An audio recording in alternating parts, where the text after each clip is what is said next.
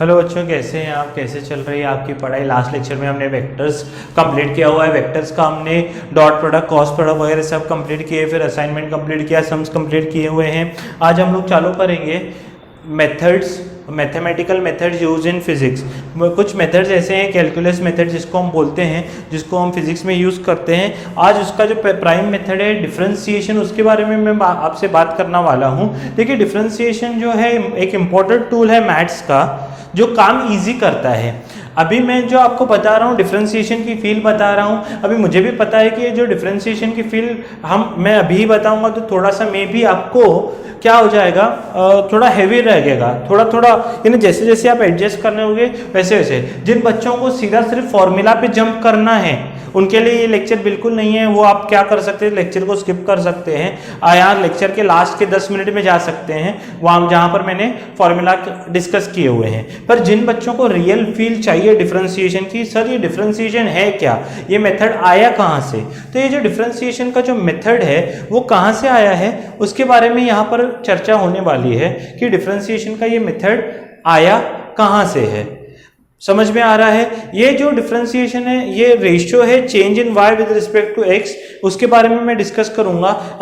उसके बारे में असली फील आपको पूरी समझाऊंगा कि डिफरेंशिएशन असलियत में होता क्या है। और जिन बच्चों को क्या चाहिए, सिर्फ फॉर्मूला चाहिए, तो आप वो सीधा लास्ट इसमें जा सकते हैं पॉइंट पे, और फिजिक्स का जो मेन पार्ट है वो लास्ट में डिस्कस किया गया है। पर ओरिजिनली जो डिफरेंशिएशन है उसके बारे में मैंने डिस्कस किया है। तो आइए आज स्टार्ट करते हैं फील्ड ऑफ डिफरेंशिएशन। अब ध्यान से सुनिए, आप 100% ग्रैब कर पाए, वेरी गुड। आप 50% ग्रैब करके आए, बेहतर।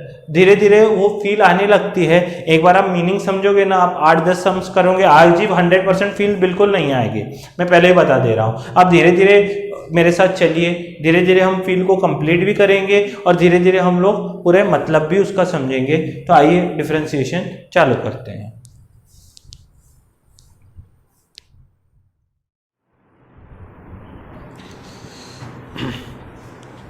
हेलो बच्चों, कैसे हैं आप? कैसे चल रही है आपकी पढ़ाई? आई हो आपकी पढ़ाई बहुत ही अच्छी चल रही होगी। देखिए, आज हम यहाँ पर वेक्टर तो हो गया हमारा, वेक्टर के बाद हम लोग क्या कर रहे हैं, we are studying some mathematical tools. देखिए, ये मैथमेटिकल टूल्स हमारे टाइम पे तो कैसे होता था कि जैसे हम ऑन गोइंग चल रहे हैं चैप्टर्स में, हमारे सर थोड़ा थोड़ी फिजिक्स के सर बताते जाते थे बीच बीच में, इसका ये होता है, इसका ये होता है। और जिन लोगों का मैथ्स नहीं होता था वो तो सब रट लेते थे, भाई अच्छा इसका मतलब ये है। पर आजकल कैसे हो गया है, चैप्टर वाइज भी अलग इसको इम्पोर्टेंस दिया गया है, और साथ ही साथ यानी इस पर भी अच्छी तरह स्ट्रेस दे रहे हैं कि बच्चे को पूरी तरह फील आए कि इसका मतलब क्या है। देखिए, कभी भी होता क्या है कि फिजिक्स हो या कोई भी हो, जब हम लोग मैथमेटिकल लैंग्वेज में बात कर रहे हैं तो उसमें कैलकुलस मेथड का बड़ा यूज होता है। तो उस कैलकुलस मेथड में सबसे पहला आता है डिफरेंशिएशन टूल। सर ये डिफरेंशिएशन है क्या? आज हम लोग जो पढ़ रहे हैं वो पढ़ रहे हैं डिफरेंशिएशन के बारे में। मैं थोड़ी बहुत नॉलेज आपको इसके बारे में दूंगा, यानी थोड़ी बहुत का मतलब क्या है कि अच्छी खासी नॉलेज। इससे अलावा जो यानी फिजिक्स में कोई ज़्यादा इतना यूज नहीं हो जाएगा। डिफरेंशिएशन, सबसे पहले what is differentiation? What is differentiation? देखिए, डिफरेंशिएशन का मतलब क्या है? डिफरेंशिएशन का सिंपल मतलब है change in one quantity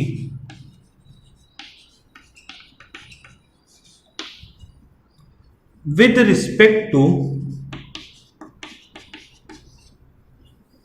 change in second quantity।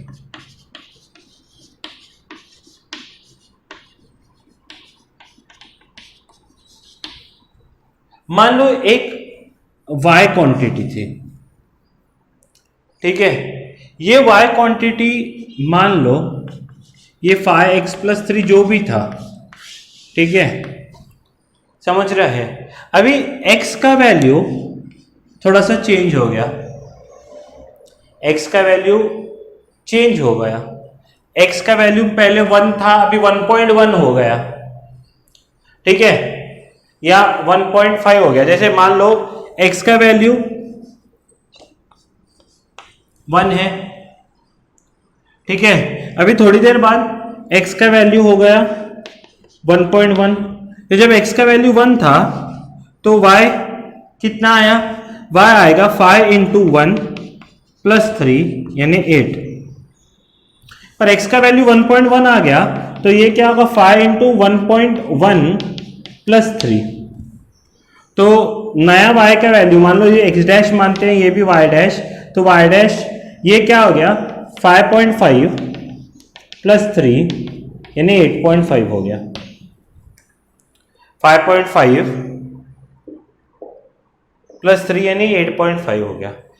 यहां पर सोचो, देखो मैथ्स में ये जो डेल्टा है इसको बोलते हैं चेंज, ये जो डेल्टा है इसको बोलते हैं चेंज। चेंज इन एक्स कितना था, चेंज इन एक्स वो था एक्स डैश माइनस एक्स, तो 1.1 माइनस 1 यानी 0.1 था चेंज इन एक्स, यानी x चेंज हुआ 0.1 से। जब x चेंज हुआ 0.1 से तो सोचो y चेंज कितना हुआ, y का नया वैल्यू है y डैश माइनस y, तो y डैश पहले कितना, मैंने y डैश 8.5 था और ये 8 था, तो ये होगा 0.5। बोलो बात समझ में आ रही है? अगर आपको ये बात अच्छी तरह से समझ में आई तो अभी आपको डेरिवेटिव समझ में आएगा। ये क्या देता है, अगर मैं बोलूं डेरिवेटिव ऑफ y, उसको ऐसे लिखते हैं dy बाई डी एक्स, ये लिखने का ये सिंबल है डेरिवेटिव का। असलियत में dy बाई डी एक्स होता है सिंबल, d रिप्रेजेंट्स चेंज यहां पर भी, और dx represents change in x, ठीक है, change in x with respect to change in y with respect to change in x। y में क्या चेंज आया जब x का चेंज हुआ, तो this is nothing but delta y with respect to delta x। y में कितना change आया मेरे को बोलना चाहिए। देखिए डेल्टा y कितना है 0.5 अपॉन 0.1 डेल्टा x, यानी 5 टाइम्स चेंज आया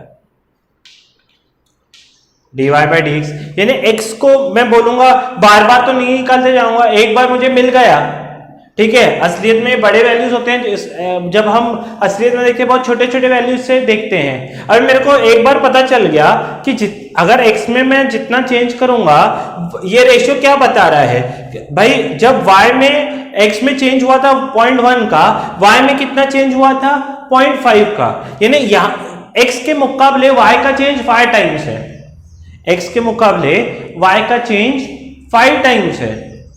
अच्छा कल को कोई बोलेगा x जो पहले क्या था 1 था, अभी वो x हो गया है मान लो 11, यानी x में चेंज कितना आया 10 का।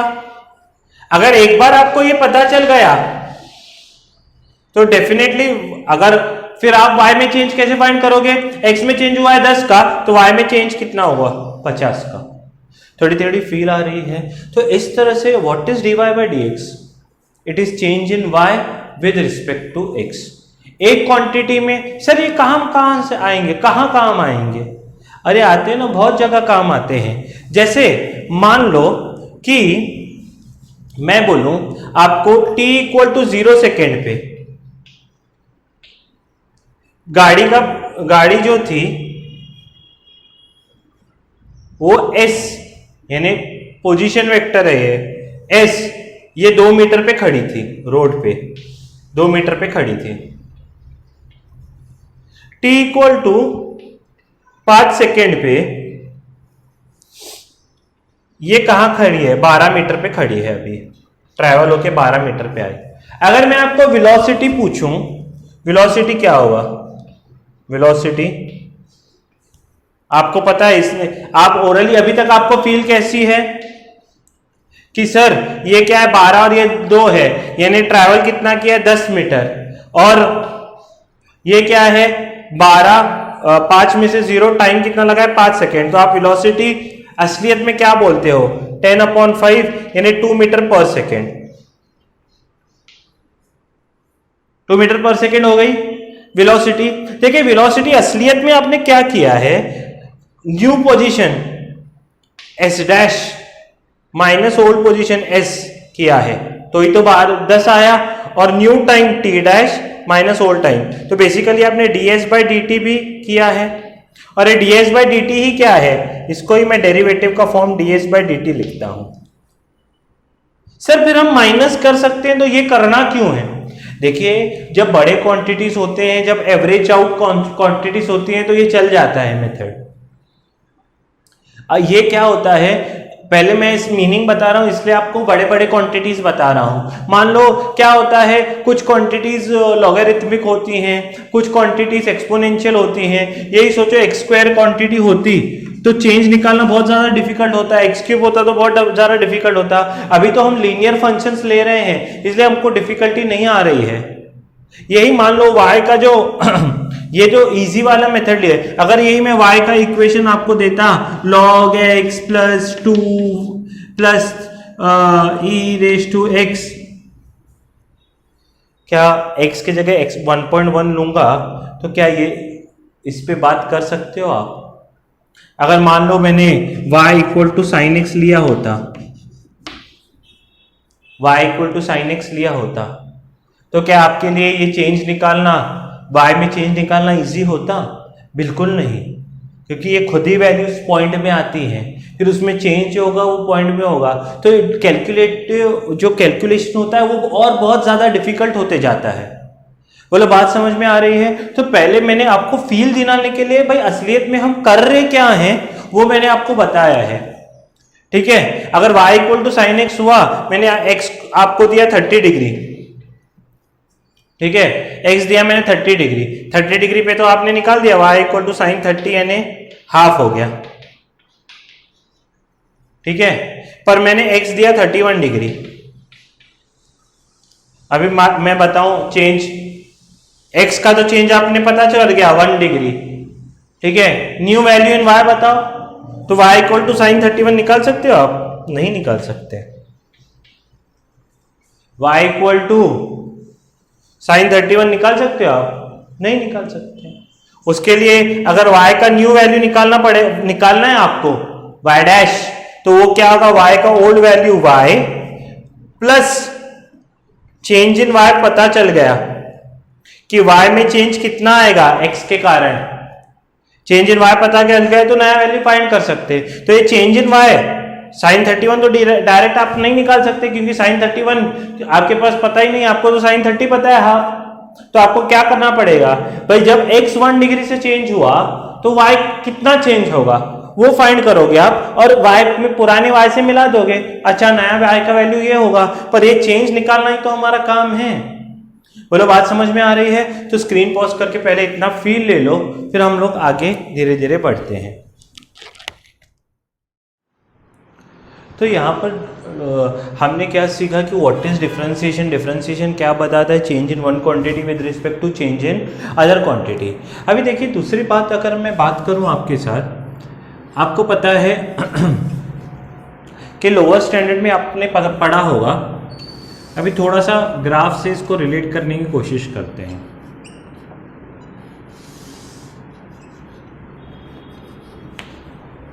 मान लो मैंने बोला कि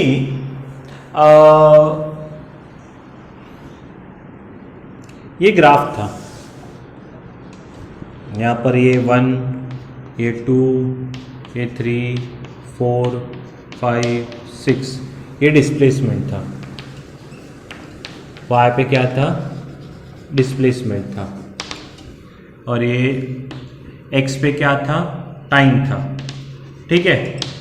अच्छा मैंने आपको बोला कि ये मान लो 10 है, ये 20 है,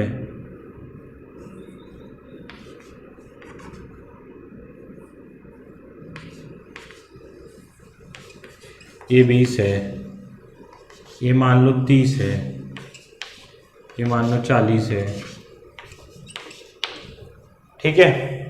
ये 10, 20, 30, 40, 50, 60, बोलो यहाँ पर सब यही है। जब यानी 2 सेकेंड पे था, टाइम जब 2 सेकेंड था, तब गाड़ी का डिस्प्लेसमेंट कितना था, ये T1 S1 पकड़ू मैं तो 20 मीटर था। ठीक है, जब T2 ले लो, T2 क्या है 4 सेकेंड है। ठीक है, तब S2 कितना है 40 है, बराबर है ना, 40 मीटर है। बोलो बात समझ में आ रही है। तो जब 2 सेकेंड पे था गाड़ी तब 20 मीटर कवर कर चुका था, 4 सेकेंड पे था तो 40 मीटर कर चुका था। तो अगर मैं आपको स्पीड पूछूं तो लोअर स्टैंडर्ड से आप स्पीड कैसे निकालते हो, स्पीड इक्वल टू ध्यान से सुनना, डिस्प्लेसमेंट अपॉन टाइम। आप बोलोगे सर आपको स्पीड चाहिए तो मैं क्या करता हूं, डिस्प्लेसमेंट अपॉन टाइम करूंगा। अच्छा, स्पीड डिस्प्लेसमेंट अपॉन टाइम हुआ सर, तो जब टाइम 2 सेकेंड बीता है, 2 से लेकर 4 हुआ ना, असलियत में ये 2 से लेकर टाइम कितना हुआ है, टाइम कितना बीता, आप बोलोगे 2 सेकेंड। 2 सेकेंड क्यों बोलोगे, आप क्या कर रहे हो, new time minus old time कर रहे हो। ठीक है, और डिस्प्लेसमेंट कैसे, सर पहले गाड़ी 20 मीटर पे थे अभी 40 पे हो गई, तो अभी क्या होगा, ये S2 माइनस S1, यानी ये 40 माइनस 20 में थोड़ा डिटेल में लिख रहा हूं ताकि आपको फील आए। तो 4 माइनस 2, तो 40 माइनस 20, तो ये क्या होगा 20 अपॉन 2। मतलब बात समझ में आ रही है। तो स्पीड इक्वल टू 20 अपॉन 2 होता है। अगर स्पीड इक्वल टू 20 अपॉन 2 होगा, यानी 10 मीटर पर सेकेंड, यही वेलोसिटी आएगी। असली तो स्पीड नहीं लिखना चाहिए, वेलोसिटी ऐसे निकालोगे। अच्छा, यही बात अगर मैं मान लो, ये तो मैंने आपको एग्जांपल, क्योंकि आपको पता था कि speed equal to displacement upon time है, इसलिए मैंने ये लिया। पर अगर मान लो कि एक ऐसी लाइन होती, इस पे पहला कोऑर्डिनेट होता जो x1 y1 पे होता, और दूसरा कोऑर्डिनेट होता x2 y2 पे। ठीक है, तो ध्यान से सुनना, ये क्या बताएगा, अगर मैं ये लाइन बनाऊं, ये सोच के देखना, ये पूरा x2 था और ये पूरा x1 है, तो इतना क्वांटिटी क्या होगा, इतना क्वांटिटी होगा x2 माइनस x1। x2 में से x1 गया, इतना क्वांटिटी x2 माइनस x1 होगा। इसको ही बोलते हैं हम लोग चेंज इन x। यही तो चेंज इन x हुआ, ध्यान से सुनना, यही चेंज इन x हुआ। बोलो बात समझ में आ रही है। अच्छा, y में देखो, पहले y1 इतना था, अभी y2 बढ़ के इतना हो गया, तो y में चेंज कितना हो गया, ये यहां से लेकर यहां तक जो चेंज हुआ है वो डेल्टा y हुआ है। ठीक है, तो अगर आप ध्यान से देखो तो D delta y upon delta x, अगर ये एंगल थीटा है x एक्सिस के साथ, ये वाला, ये थीटा होगा तो ये भी थीटा होगा कॉरस्पॉन्डिंग एंगल से, तो tan थीटा क्या आता है, वो आता है delta y upon delta x। Sir ये तो आपने delta y upon delta x, ये तो आपने बोला था कि ये तो चेंज इन y है with respect to change in x, तो इसको मैं dy बाय dx में बदल दूं। मैं बोलूंगा बदल सकते हैं पर अभी नहीं, मैं आपको बताता हूं ये क्यों, कब बदलेंगे। ये डेल्टा y अपॉन डेल्टा, वो तो फील के लिए मैंने बताया कि delta y by delta x होगा। ठीक है, अच्छा, tan theta equal to delta y by delta x को मैं कब dy बाय dx में बदल सकता हूं, जब ये डेल्टा होता है, ये होता है लार्ज क्वांटिटीज के लिए।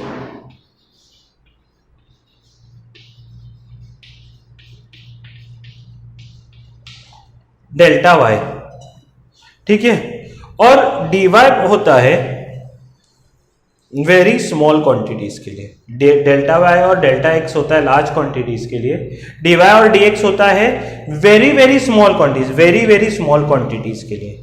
बहुत ही छोटे छोटे क्वांटिटीज जब होंगे तब मैं dy बाय dx यूज करूं, यानी सर रुकिए मैं बताता हूं। अच्छा, ये dy by delta y by delta x को मैं कब dy बाई डी एक्स में कन्वर्ट कर दूंगा, अभी आपके सामने कन्वर्ट करूंगा, देखना। अच्छा, ये dy बाई डी एक्स क्या होगा, y2 माइनस y1 होगा और x2 माइनस x1। क्या इस फॉर्मूला को याद करके आपको कुछ ध्यान में आ रहा है? सर इसका मतलब तो ये है tan थीटा यानी y2 minus y1 upon x2 minus x1। इसको 10th में आप क्या बोलते थे, याद करो, कोऑर्डिनेट ज्योमेट्री आपने पढ़ा हुआ है। What is y2 minus y1 upon x2 minus x1? It is nothing but slope of the line. इसको बोलते हैं slope of the line। अगर आपको याद हो, कुछ बोर्ड्स में नहीं सिखाते, this is known as slope of the line. Slope of the line यानी लाइन कितना उसका इंक्लिनेशन है। थीटा होता है इंक्लिनेशन, थीटा क्या होता है, इंक्लिनेशन, थीटा को बोलते हैं इंक्लिनेशन। और tan थीटा होता है स्लोप। ये स्लोप बताता है कि लाइन कितना घसर रहा है या ऊपर है। स्लोप समझते हो ना आप, लाइन, कोई लाइन ऐसे हो सकती है तो उसका स्लोप कम है, जेंटल स्लोप है। कोई लाइन ऐसी हो सकती है तो उसका स्लोप क्या है, हार्श है। जेंटल स्लोप यानी क्या, सोचो x ज्यादा बढ़ रहा है, y धीरे धीरे ऊपर बढ़ रहा है, हाइट धीरे धीरे बढ़ रही है।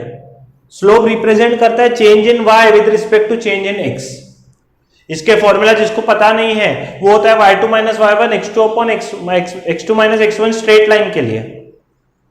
बोलो बात समझ में आ रही है? स्ट्रेट लाइन के लिए ये फॉर्मूला, ये फॉर्मूला किसके लिए है, स्ट्रेट लाइन के लिए। ये भी बहुत इंपॉर्टेंट फॉर्मूला पॉइंट बताया मैंने कि स्लोप ऑफ लाइन क्या होता है, change y2 minus y1 equal to x2 minus x1। Slope किसका निकाल सकते हैं, स्ट्रेट लाइन का ही निकाल सकते हैं, बाकी किसका स्लोप नहीं निकाल सकते हैं हम लोग, बाकी किसका भी स्लोप हम लोग नहीं निकाल सकते हैं। स्लोप सिर्फ स्ट्रेट लाइन का ही निकलता है। और थीटा क्या होता है, इंक्लिनेशन। tan थीटा क्या होता है, देखिए धीरे धीरे समझेगा मैं क्या बोल रहा हूँ, ये पूरा फील वाला चैप्टर है, आपको धीरे धीरे करके पूरी पॉइंट्स में कनेक्ट करवाऊंगा, ध्यान से सुनना। थीटा इंक्लिनेशन है, tan थीटा क्या है, स्लोप। tan थीटा क्या है, स्लोप। तो कितना क्या हो रहा है, जो स्लोप है लाइन का, भाई मान लो जब y जल्दी जल्दी चेंज हुआ, y क्या होता है, जल्दी जल्दी चेंज होता है ऊपर, या धीरे धीरे चेंज हुआ। इस लाइन का y क्या होगा, x जल्दी जल्दी चेंज हो रहा है, y धीरे धीरे चेंज हो रहा है। इसका x धीरे धीरे चेंज हो रहा है, हाइट जल्दी जल्दी ऊपर बढ़ रही है। पहला पॉइंट इधर आएगा, दूसरा पॉइंट इधर आएगा, तीसरा पॉइंट इधर आएगा, तो हाइट जल्दी जल्दी बढ़ रही है, ठीक है। और x धीरे धीरे आगे जा रहा है, पर इसमें हाइट क्या हो रही है, ये स्लोप ही बताता है। ये थीटा एक बार हमको पता चल गया तो इसका tan वैल्यू, क्योंकि tan थीटा क्या करता है, y और x को ही तो कनेक्ट करता है। बोलो बात समझ में आ रही है? तो स्लोप बताता है change in y with respect to change in x। अच्छा, यानी सर कहीं डिफरेंशिएशन स्लोप को ही तो डिटरमाइन नहीं करेगा। हाँ, पर कैसे, वो मैं आपको आगे बताता हूं। पहले इतना थोड़ा थोड़ा एग्जांपल्स लिख लीजिए कि मैं क्या कैसे कनेक्ट करवा रहा हूं आपको।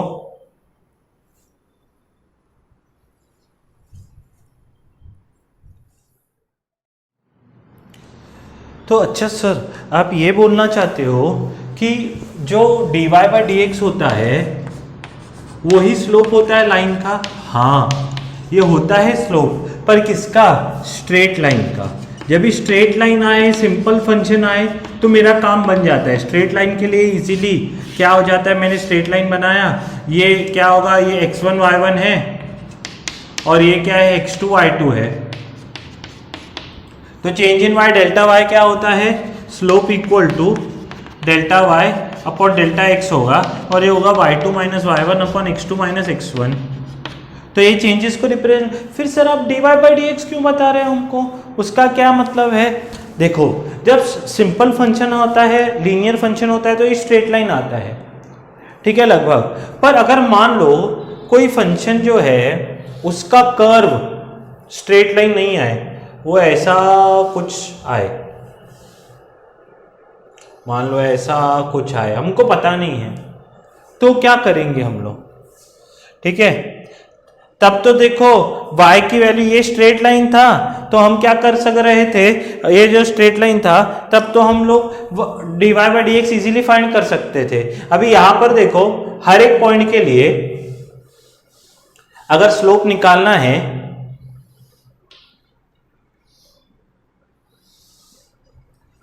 ठीक है, ये जो है पॉइंट हर एक का, देखो यहां पर अगर ये पॉइंट की बात करूं तो यहां पर लाइन ऐसी जा रही है, यहां पर बात करूं तो यहां पर लाइन ऐसी जा रही है। बोलो बात समझ में आ रही है? समझा? हर एक पॉइंट पे अलग अलग लाइन जाएगी ना। अगर अलग अलग लाइन जाएगी, अलग अलग वेरिएशन है, तो फिर स्लोप कांस्टेंट नहीं हो सकता। हर एक का देखो, इसका स्लोप ऐसा होगा, इसका स्लोप ऐसे होगा, इसका स्लोप ऐसे होगा। बोलो बात समझ में आ रही है? तो फिर सर स्लोप कैसे निकालेंगे? तो स्लोप मैं क्या करता हूं, ये कर्व ऐसे बना दूं थोड़ा सा। देखो स्लोप जो है वो क्या है, it is y2 minus y1 upon x2 minus x1। ये तो कर्व है पूरा, ये कर्व है पूरा। अभी ये जो x2 माइनस x1 है, ये जो कर्व है पूरा, इसमें हो रहा क्या है, y2 और y1 की वैल्यूज अगर लेनी है, स्लोप का ये फॉर्मूला कब वैलिड है, जब ये स्ट्रेट लाइन है, ये जब स्ट्रेट लाइन है। ठीक है, तो ये तो स्ट्रेट लाइन है ही नहीं। अगर मैं x1 y1 ऐसे पकड़ूं और x2 y2 इधर पकड़ूं, तो क्या ये स्ट्रेट लाइन है? ये तो कर्व है। तो कोई भी कर्व देखो, मान लो ये सर्कल है, क्या ये कर्व है? अगर ए और बी पॉइंट्स किस पे लाया करते हैं, सर्कल के कर्वेचर पे लाया करते हैं। ठीक है, पर सोचो मैंने ए और बी इधर ले लिए, होगा क्या? नजदीक आते गए, ए और बी इधर ले लिए और नजदीक आए। सोचो जब वो एकदम एक दूसरे के नजदीक आ जाएंगे, एकदम एक दूसरे के नजदीक आ जाएंगे, तो ये जो इतना पार्ट है छोटा सा, क्या इसको स्ट्रेट लाइन कंसीडर किया जा सकता? डेफिनेटली किया जा सकता है। और जब ये स्ट्रेट लाइन होगा तब क्या हो जाएगा, ये फॉर्मूला वैलिड हो जाएगा। तो अगर मैं एक पॉइंट ए और बी इधर ले लूं और एक बी पॉइंट इधर ले लूं, तो क्या ये फॉर्मूला वैलिड है? नहीं वैलिड है, बिल्कुल नहीं वैलिड। बोलो बात समझ में आ रही है? पर मैं अगर मान लो ए पॉइंट को लेता हूं यहां पर और बी पॉइंट को लेता हूं एकदम इसके नजदीक,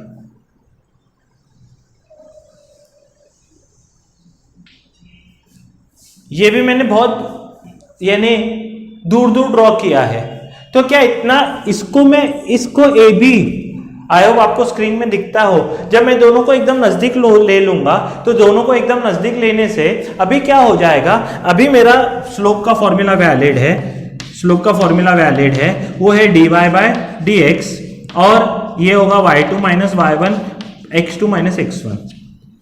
और क्योंकि ये बहुत जब क्या है नजदीक है, क्या ये चेंज बहुत बड़ा आएगा कि बहुत छोटा आएगा?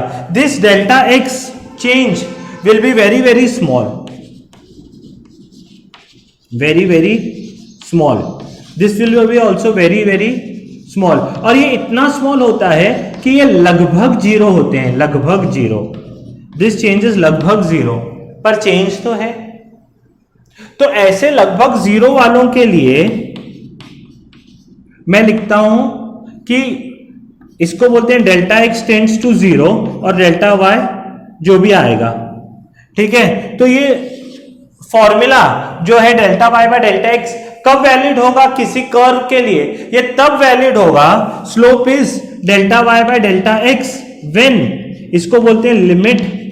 इसमें ये फॉर्मूला के लिए लिमिट है कि जब delta x it will be tending to zero.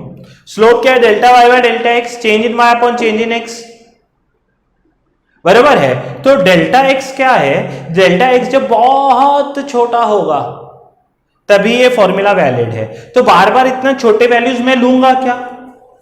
बार बार इतने छोटे वैल्यूज लूंगा क्या? तो साइंटिस्ट लोगों ने क्या किया कि इसको बोला इसके लिए एक अलग फॉर्मेट लेना पड़ेगा जो कि है dy बाय dx, और उन्होंने क्या किए, y अलग अलग फंक्शन के चेंजेस के लिए dy by d x change in y with respect to change in x के लिए उन्होंने अलग अलग फॉर्मूलाज हमको बिठा के दिए हैं। देखो हर बार मैं ऐसे करूंगा क्या, देखिए डिफरेंशिएशन क्या है, change in y with respect to change in x, और change in y with respect to change in x यानी स्लोप होता है dy बाई डी एक्स होता है, पर ये तो स्ट्रेट लाइन के वैलिड है, पर स्ट्रेट लाइन हमेशा हर बार जो क्वांटिटीज होंगी वो स्ट्रेट लाइन नहीं होंगे, वो कर्व भी हो सकते हैं। अगर वो कर्व भी हो सकते हैं तो क्या हो जाएगा, ये फॉर्मूला वैलिड नहीं होगा। ये फॉर्मूला को कर्व के लिए वैलिड करने के लिए हमको क्या करना पड़ेगा, डेल्टा एक्स बहुत ही ज्यादा छोटा लेना पड़ेगा, और डेल्टा एक्स जब मैं बहुत ही ज्यादा छोटा लूंगा तब जो चेंज आता है उसको ही हम dy बाय dx, इतना हर बार इतना बड़ा प्रोसीजर करेंगे क्या, ग्राफ ड्रॉ करो फिर इतनी छोटी वैल्यू लो, नहीं। तो साइंटिस्ट लोगों ने क्या किया, उन्होंने फॉर्मूलाज दिए हैं, डायरेक्ट तुम फॉर्मूला यूज कर सकते हो, स्क्रीन पॉज करके या रिवर्स करके लिख लेना। उन्होंने बोला है कि जब y एक्स स्क्वायर होगा, अभी जो भी तुम यहां तक पढ़ चुके हो वो तुम आपको वो तो रियल फीलिंग थी, मैंने आपको रियल फील करने के लिए बताया, पर अभी वो सब अगर याद है तो बहुत अच्छी बात है, नहीं याद है तो हमको फिजिक्स में क्या काम में आएगा सर, ये पूरा हमको फिजिक्स में ये काम में आएगा जो मैं अभी सिखा रहा हूं फॉर्मूला। मैं चाहे तो पूरा लेक्चर ही 10 मिनट में फॉर्मूला बता के खत्म कर सकता था, जैसे कई बार सर लोग करते हैं, ज्यादा मैथ्स के उसके डीप में जाते ही नहीं है, फॉर्मूला बताते हैं, इसका मतलब ये है खत्म। तो जो मेन पॉइंट है ये समझाए आपको तो बहुत अच्छी बात है, नहीं तो रिवर्स करके फिर से एक बार पूरा सुनिए। जो डेरिवेटिव होता है change in y with respect to change in x होता है, सिंपल अगर फंक्शन होगा तो उसका ग्राफ स्ट्रेट लाइन आता है। स्ट्रेट लाइन के लिए formula y2 minus y1 x2 minus changes ऐसे निकाल सकते हैं, new quantity minus old quantity upon new quantity minus old quantity of x।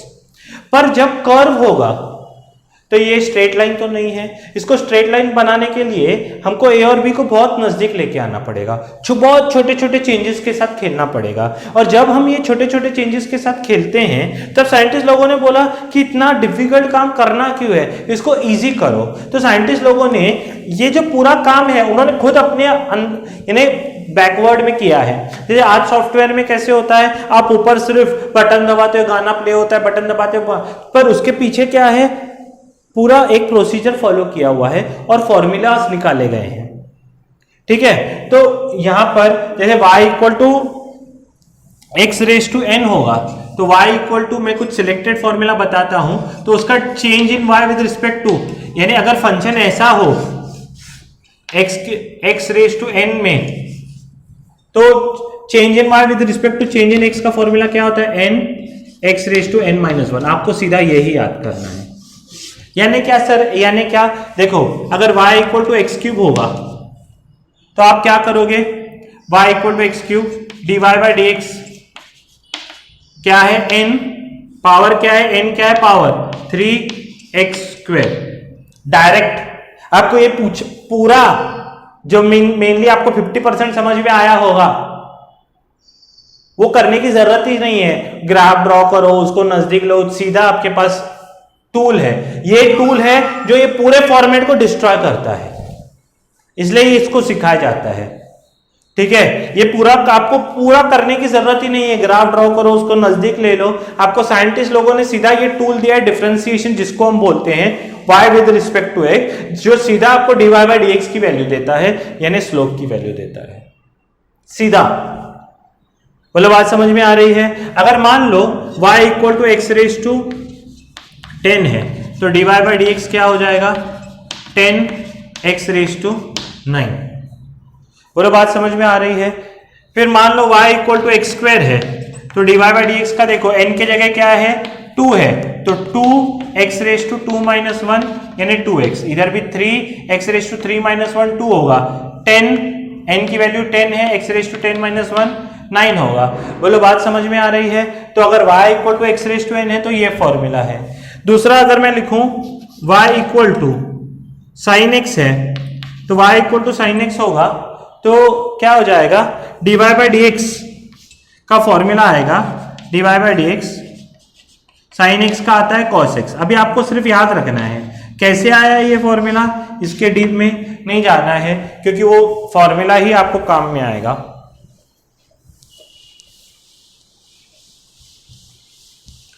ये स्क्रीन पॉज करके लिख लो। उसके बाद नेक्स्ट है y इक्वल टू, अगर मान लो cos x आता है तो उसका डेरिवेटिव होता है, अगर चेंज निकालना है फंक्शन में तो माइनस साइन एक्स। ठीक है। उसके बाद मान लो y equal to log x आएगा तो dy by d x equal to 1/x आता है। उसके बाद y इक्वल टू मान लो क्या हो जाएगा, tan x आता है तो डेरिवेटिव उसका आता है dy by d x sex square x. ये फॉर्मूलाज है, एज इट इज आपको याद करने हैं। अच्छा नेक्स्ट है, एक मिनट आप इतना कॉपी कर लीजिए। हाँ, तो y dy by d x sex square आता है। फिर y इक्वल टू समझो cot x आया, ये भी ज्यादा काम में नहीं आते हैं, जो मेजर हमारे काम के हैं वो है ये sin x cos x, ज्यादा से ज्यादा tan x। ये cot x वगैरह तो इतने काम में भी नहीं आते हैं, माइनस कोसेक स्क्वायर एक्स है ये इसका डेरिवेटिव। ठीक है, ये लिखाने के लिए लिखाए जाते हैं। फिर y equal to a raise to x है तो dy बाई डी एक्स क्या होगा, a raise to x log a। ठीक है, अगर y equal to e raise to x है तो dy बाई डी एक्स होता है e रेज टू x ही, e रेज टू x का नहीं आता है। बोलो बात समझ में आ रही है। फिर अगर y equal to sec x रहा, मैं पर्पसली ये दूर दूर लिखाता हूं तो क्या होता है, कई बार कंफ्यूज हो जाते हैं, सेक एक्स टेन एक्स हो जाएगा। और y इक्वल टू अगर कोसेक एक्स है तो क्या होगा, minus cosec x cot x. ठीक है, तो ये है डेरिवेटिव्स के कुछ इंपॉर्टेंट फॉर्मूलाज। और भी बहुत सारे फॉर्मूला बहुत सारे होते हैं, पर हमको ज़्यादा से ज़्यादा इनसे ही काम पड़ेगा और ज़्यादा कोई मेरे को लग रहा नहीं है। तो ऐसे बहुत सारे जो सम्स होंगे वो मैं आपको, ये फॉर्मूला याद कर लीजिए, और बहुत सारे जो ऐसे सम्स होंगे वो मैं आपको बाद में बताऊंगा। ठीक है, तो यहाँ पर आज हम रुकते हैं। अभी फॉर्मूला लिख लीजिए, मुझे पता है 50% आपके दिमाग में बैठा होगा। फिर धीरे धीरे करके जैसे जैसे हम लोग फॉर्मूलाज बात करेंगे फॉर्मूलाज पे और पूरा हम आगे तक जाएंगे तो फिर आपको ये पूरी तरह अच्छी तरह से समझ में आएगा। तो धीरे धीरे आज के लिए इतना ही है कि आप फॉर्मूलाज याद कीजिए और हम फिर आगे बढ़ेंगे।